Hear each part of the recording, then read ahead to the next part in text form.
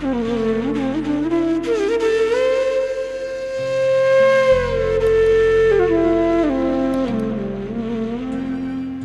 बड़ा सुंदर राजा है पौंड्रक, जो बड़ा सुंदर है। तो इसका जो एक मित्र है काशी नरेश, तो इसने कहा भाई तू दिखने में बड़ा हैंडसम लगता है, तेरा स्वरूप तो कृष्ण जैसा लगता है, ऐसा कर कि तू द्वारिकाधीश का वेश बना ले और तेरा प्रचार मैं करूंगा और फिर मैं लोगों को बताऊंगा कि मैंने यहाँ माथा टेका था और मेरा सब काम बन गया। तेरा धीरे धीरे प्रचार करूंगा और बस आज 2 लोग माथा टेकेंगे, कल 4, परसों 20। इस प्रकार से जब तेरे बहुत सारे अनुयायी हो जाएंगे, खूब चढ़ावा आएगा, तो दोनों 50-50 करेंगे।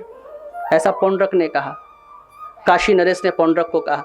तब पौंड्रक ने कहा कि अरे भैया, द्वारिकाधीश बनने के लिए, भगवान बनने के लिए द्वारिकाधीश के पास तो गरुड़ भी है, गरुड़ पे बैठ के उठते हैं, मैं गरुड़ कहाँ से लाऊंगा। उसने कहा कोई बात नहीं, कारपेंटर से बढ़िया लकड़ी का गरुड़ बनवा दूंगा, इलेक्ट्रॉनिक मशीन अंदर फिट करवा दूंगा, बटन तेरी बाजू पे ही रहेगा, बटन दबाना गरुड़ उड़ेगा। गरुड़ बना दिया। अब पौंड्रक ने कहा एक चीज और है, चक्र कहाँ से लाऊं। तो उसने कहा उसकी भी मैं व्यवस्था करता हूँ। एक इलेक्ट्रॉनिक चक्र बना दिया, बटन दबाया तो चक्र घूमता है।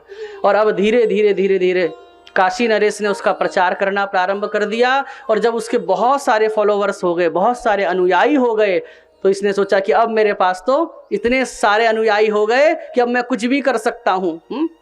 क्योंकि अगर अब सरकार भी मेरे को कुछ करेगी तो मुझे बस इशारा करना है कि आग लगा दो सब जगह, तो मेरे अनुयायी उत्पात मचा देंगे, सरकार भी मुझसे डरेगी। तो तुरंत अब इसने भगवान द्वारिकाधीश को एक चिट्ठी लिखी और द्वारिकाधीश को कहा कि सबके सामने सरेंडर कर दो कि तुम नकली हो, असली तो मैं हूं द्वारिकाधीश, असली भगवान तो मैं हूं, नहीं तो मैं आ रहा हूं तुम्हारे पास युद्ध करने के लिए, चढ़ाई करने के लिए। भगवान द्वारिकाधीश ने चिट्ठी लिखकर भेजी कि भैया तू काहे को हमारे पास आने का कष्ट करता है, क्योंकि तू तो भगवान है, हम ही तेरे पास आते हैं। तब भगवान द्वारिकाधीश गए हैं और दोनों में युद्ध हुआ है और वो नकली चक्र घुमाने लगा, भगवान का असली चक्र निकला और उसका मस्तिष्क धड़ से अलग कर दिया परीक्षित।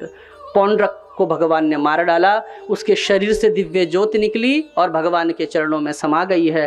राजा परीक्षित ने पूछा महाराज, जो आडंबर फैला रहा था उसको भी भगवान ने अपने चरणों में स्थान क्यों दिया।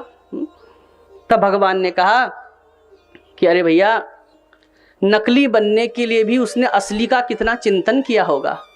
मेरी फोटो लेके आया होगा, देखा होगा कि द्वारिकाधीश तिलक कैसे लगाते हैं, तो मेरे को कितने बार निहारा होगा उसने, मेरी फेस रीडिंग कितने बार की होगी उसने, द्वारिकाधीश कैसे स्टाइल क्या है उनका दुपट्टा डालने की, द्वारिकाधीश की चाल क्या है, द्वारिकाधीश बोलते किस अंदाज में है, तो उसने कितनी प्रैक्टिस की होगी। और अभ्यास करने के लिए उसने कितने बार मेरे पोज देखे होंगे, फोटोज देखी होगी, मेरी वीडियोस देखी होगी। तो नकली बनने के लिए उसने असली को कितने बार सुना होगा, देखा होगा, चिंतन किया होगा। इसलिए भगवान कहते हैं, इसलिए मैंने उसको सारूप्य मुक्ति प्रदान कर दी। सारूप्य मुक्ति का मतलब 5 प्रकार की मुक्ति होती है, सालोक्य, सार्ष्टि, सामीप्य, सारूप्य और एकत्व। सालोक्य मुक्ति उसे कहते हैं माताओं कि भगवान का लोक मिल जाता है। सामीप्य मुक्ति उसे कहते हैं कि मरने के बाद भगवान का सानिध्य मिल जाता है, समीपता मिल जाती है उसको।